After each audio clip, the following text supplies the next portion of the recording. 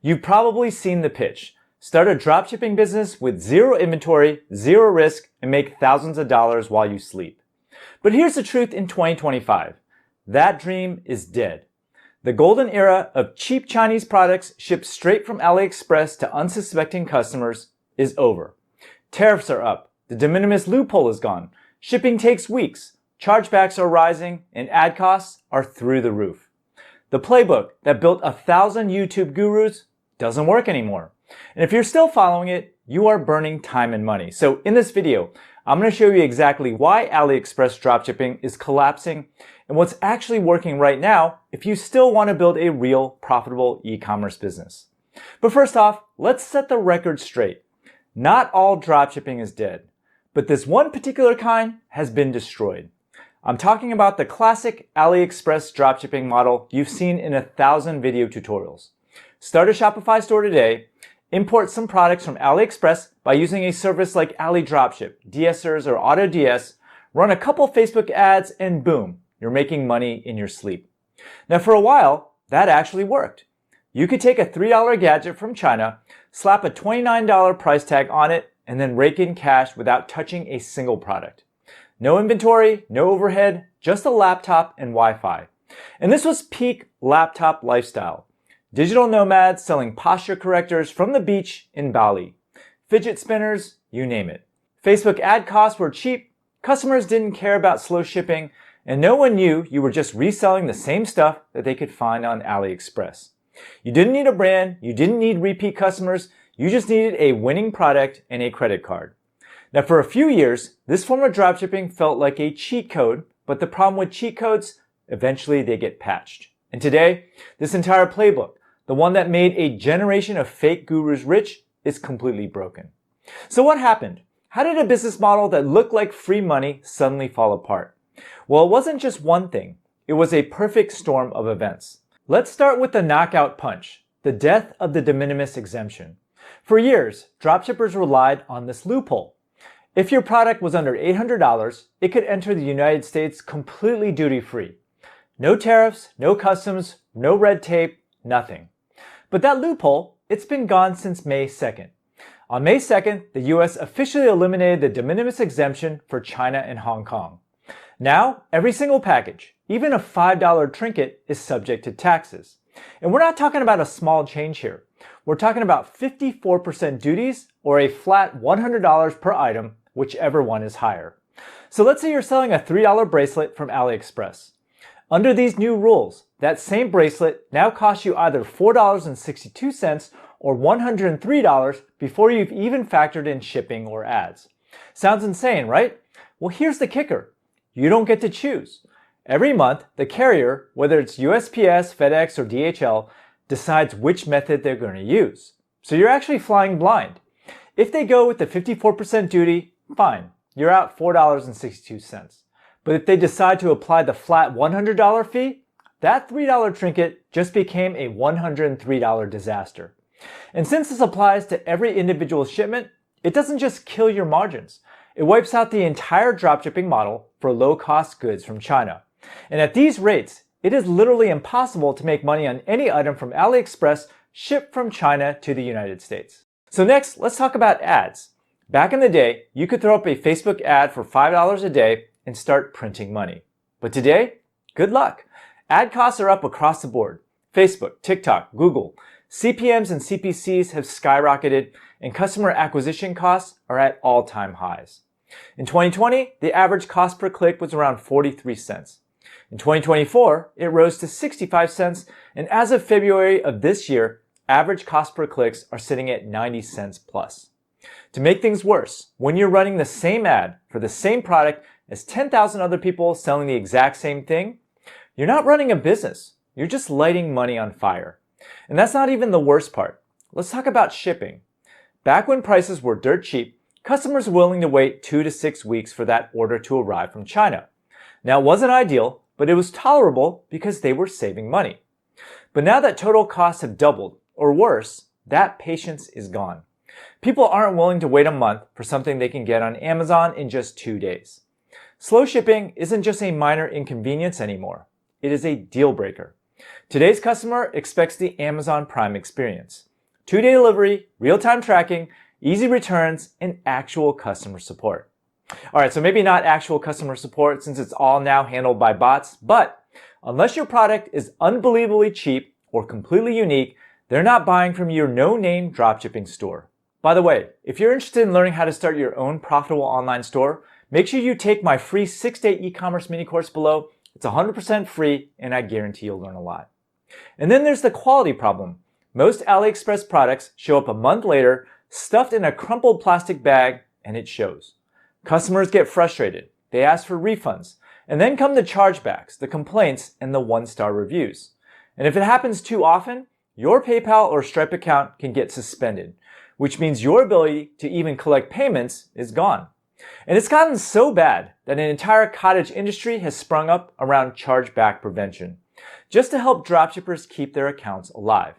Because when you're selling low quality, poorly packaged junk with long shipping times, angry customers are not the exception. They're the rule. Here's the other problem with dropshipping.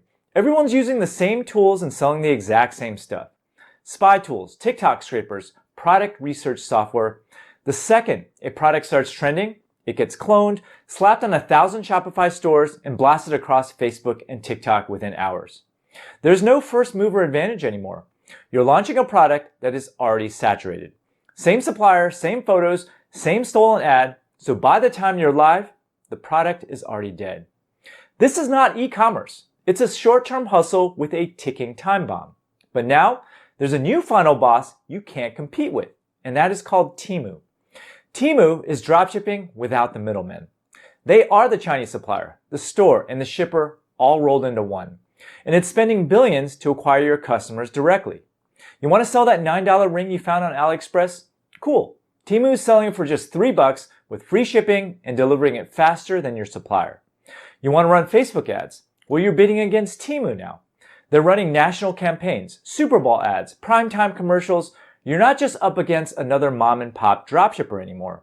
You're up against a billion-dollar giant that sells your exact product for cheaper, faster, and with way more trust. This is the part most dropshipping gurus won't admit. Temu killed traditional China-based dropshipping because it executed the model perfectly. It exposed what dropshipping really was all along: arbitrage with a shelf life. And here's what most people still don't understand. Dropshipping didn't collapse because e-commerce is dead. It collapsed because most people weren't building businesses. They were chasing trends, copying ads, and hoping to catch a wave before the window slammed shut. And for years, dropshipping was treated like a slot machine. Find a product, launch a site, rip a TikTok ad, make a couple sales, and then move on. No customer list, no loyalty, no long-term plan. Just rinse, repeat, and pray the next one hits. But when your entire model depends on platforms that you don't own, products you can't control, and customers you'll never speak to again, what do you really have? It is not a business. It is a hack, and hacks don't last. Arbitrage works until it doesn't, until margins shrink, until competitors flood in, until regulations change, or until someone like Temu builds a better version of your entire operation. That's the mental shift you need to make, because success in e-commerce isn't about chasing winning products. It's about building something that can survive long after the product goes out of style. So now that you know what doesn't work anymore, let's talk about what does. Because even if AliExpress dropshipping is dead, e-commerce isn't going anywhere. People are still shopping online, but the way you win today, that has completely changed. So let's break it down. First off, if you still want to run a no inventory model, fine. Even though I hate dropshipping, US or local dropshipping is still a viable business model today. But skip AliExpress. Skip the 30-day shipping from China. That playbook is done. Instead, use platforms like Spocket, Syncy, Printful, or Trendsy to connect you with domestic suppliers. Domestic suppliers with local warehouses means faster shipping, easier returns, better tracking, and happier customers. And yes, your costs might be higher. But if your product is actually useful or premium, you can actually charge more money. Because now you're selling more than just a product, you're selling reliability.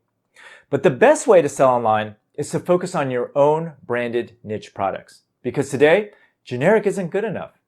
You're not going to win selling the exact same product as everyone else unless you've built something around it. You need a brand. You need a niche. Not products for everyone, but products for someone. Think moms who hike, gamers with carpal tunnel, dog lovers who live in tiny apartments. Think wedding handkerchiefs, which is a niche that I've sold to for over 18 years.